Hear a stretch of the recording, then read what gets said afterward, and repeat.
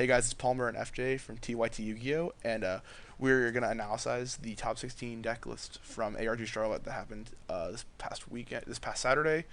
Overall, there was six Monarch decks. All of them played extra decks. There was five Cosmo decks, two P.k.Fire decks, and three Pendulum decks.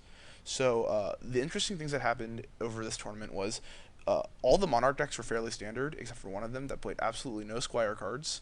They played a small speed rate engine instead. Uh, they also played Brilliant Fusion in that build, I believe. Yes, they played Brilliant Fusion and Jack's Knight, picking up from the OCG. There was five Cosmos. There was one Tin Can Turbo that I believe got second. I think he called it Boring Cosmo. And there was one Kaiju Cosmo that got, I believe, fourth after first day of Swiss. There was two PK Fire decks. One of them played Darklaw and then only Fogblade as their trap. And there was the other PK Fire player played multiple trap cards and a Kaiju engine. There was three Pendulum decks that topped. All of them played Painful Decision and Angel Trumpeteer. And you may remember the Angel Trumpeteer is a level 4 normal monster that came out of Shiv that is a searchable tuner. So, John, after seeing the deck list for this event, what do you think about the event overall after seeing these top 16 deck lists?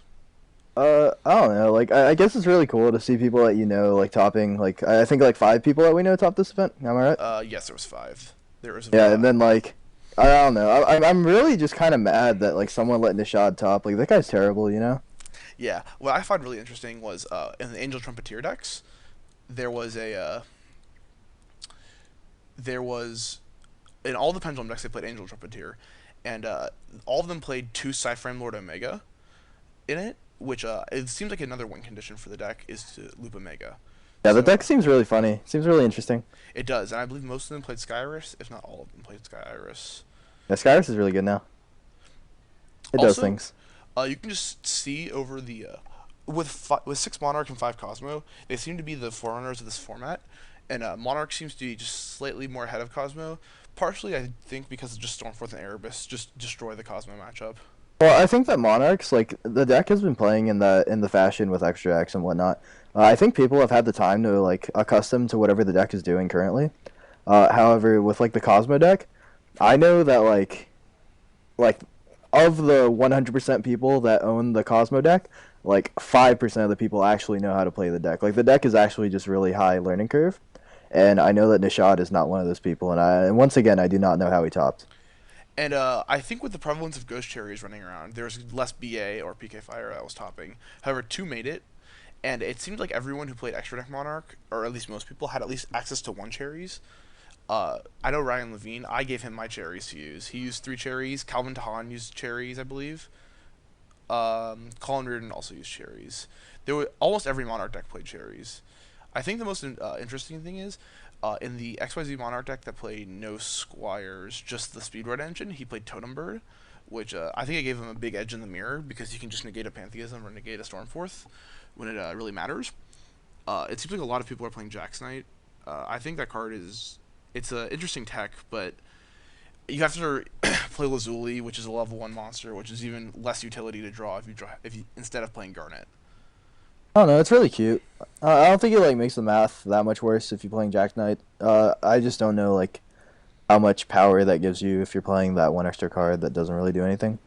I don't know. Maybe it's good. I haven't really spent time to theory any of it, but I don't know. I think that the most interesting thing that I saw was that none of these Cosmo players are playing Dark Planet, and all of them I think are playing traps. Correct?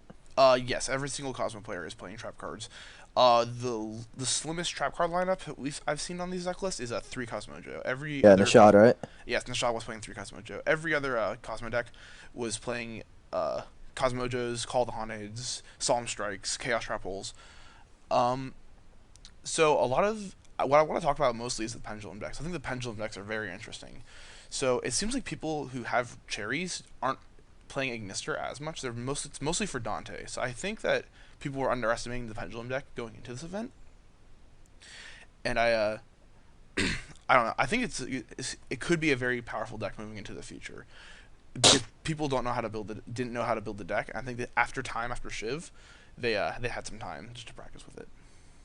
I mean, it's no secret now that like the pendulum mechanics just broke, and like any deck that can successfully pendulum summon will it will always be good.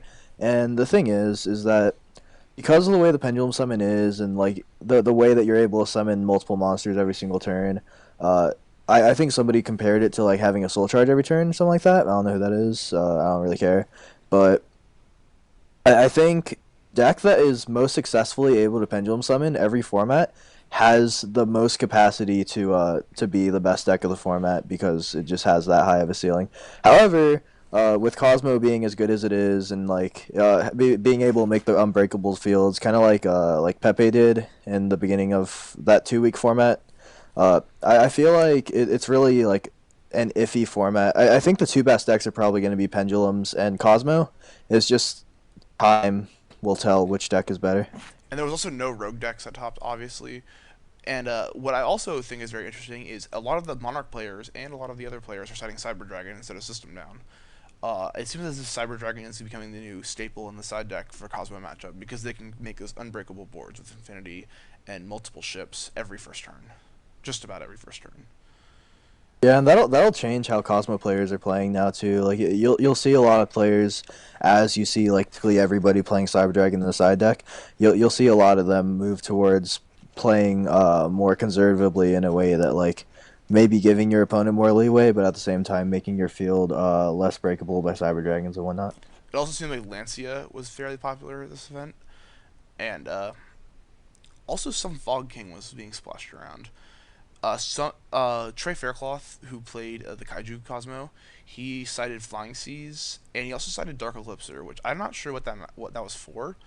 I assume it was for Cliffort or some other back row deck, some other card demise deck. Yes, card demise didn't impact this event. It seemed like that much. There was no card demise decks that topped, but I also mean, Randomize is really like powerful, you know. It's gonna affect the format no matter what, but some Clipforts are always gonna sneak into something, but like it's just definitely not the best deck. yeah. So I think after looking at these deck lists, what deck do you think is going to take the event win tomorrow? Uh, well, Calvin's supposed to be quitting already, so like I don't know. It's probably not gonna be Monarchs because if Monarchs were to win, it'd probably be Calvin because like he's he's just like he's just a selfless person, so kind and like loves everybody, and he'll give you his car if you need it. Yeah, He's so nice. looking at Calvin's deck list, his side deck looks very interesting as well. He's playing 3 Cyber Dragon, 3 Chaos Rebel, 3 Twin Twister, 3 Master Restrict, 1 Majesty's Fiend, 1 MST, and 1 Fog King. So that seems like it hits just about every meta deck except for Bring Well, Abyss. I mean, you have to be the best in the world to draw that one Fog King, you know? Yes, or the best in You the have to world be the best in to the be able world. to summon Majesty's Fiend against your P.k.Fire matchup. Round one. Correct. So personally, I think Pendulum actually has a chance to win this event.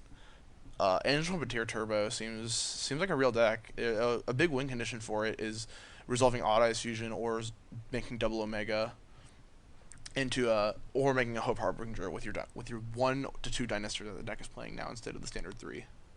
Yeah, well, I don't know what the bracket looks like, but if it stacks up so that Trey Faircloth is playing a lot of Cosmos, I think he'll probably end up having the best chance if he plays all the Cosmos because like, he's playing Kaijus, and the Kaijus just make them like the mirror match just cancerous. Like game ones, you're just gonna win all of them. And If you open playably, and then like, but if that doesn't happen, I definitely think it's either going to be a Cosmo or a Pendulum list that's topping, just because those are the two decks that have the highest ceiling, I guess. all right, well that sounds good. We'll see tomorrow what happens, and this has been Palmer and FJ signing off.